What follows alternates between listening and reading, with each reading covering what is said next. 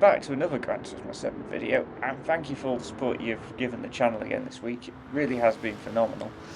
I hope you've all had a great week, and I hope you've enjoyed this daily race C combination of the 2008 Super GT cars at Fuji. The race is 13 laps long with a mandatory pit stop, which is a good thing, seeing as we're using the racing soft tyres. If you have any views on the racing highlights, then please put those in the comments below. I do enjoy reading and responding to them. And if you enjoy this video at any point, then do click the like button and get yourself subscribed for more race highlights. Your support is appreciated.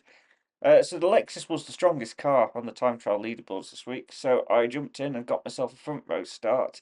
So without further ado, let's get into the action. So I got a strong start from second place on the grid and attacked the pole sitter into the first corner.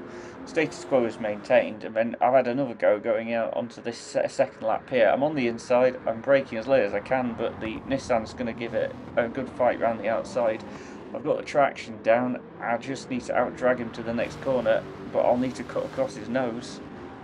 And so you would think getting into the lead that this would be a relatively straightforward race, but I've freeze-framed on the Slovenian, who we're actually going to have a really good battle with later on. So riding on board with the Slovenian then at the beginning of lap 8, you'll see some dirt being kicked up in the distance. So if we move to the external camera, you'll get to see my fatal error where I cut the course. So coming into this corner here, I've frozen it.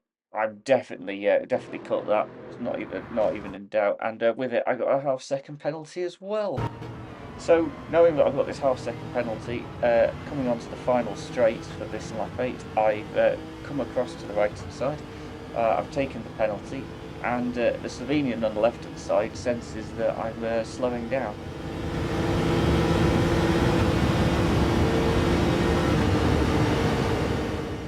All with the net effect of gaining time on me and pulling me in.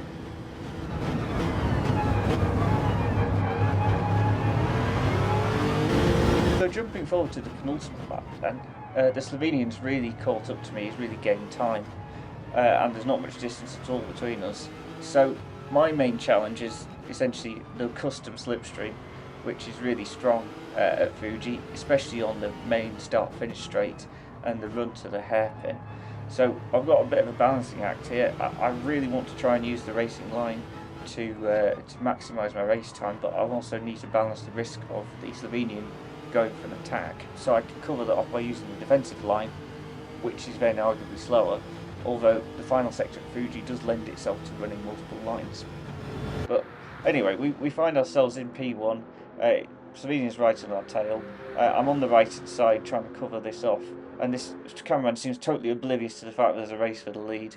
The Slovenian tries to outbrake me around the outside, but fails, and so we go again for a final lap.